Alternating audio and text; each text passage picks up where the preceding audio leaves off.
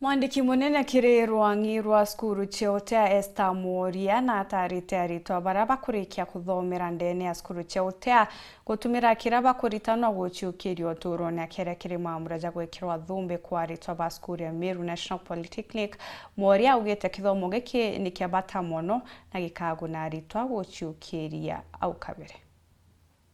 Ati unazubazuba utakuta mwana sio wako. So I encourage you as you go out there, please be serious people. The world is also looking for serious people. On March 22nd, the government launched the recognition of prior learning.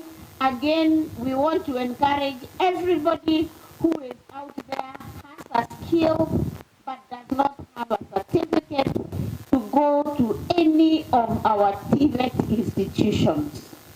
Meru National Polytechnic is a qualification awarding institution. So we are assessing you.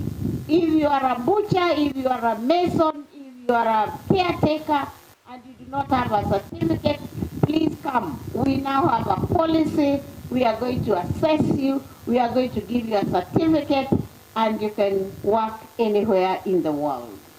We, as the State Department, decided that we are going to go by the German training model because Germany got to where they are because of imparting their youth with absolute skills.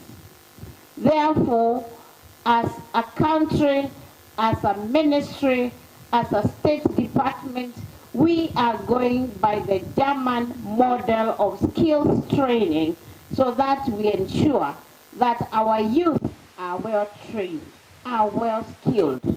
We want to industrialize this country. And industries will only come to this country when they know that we have pools of skilled youth, so that when they come with their industries, there are people to work in those industries.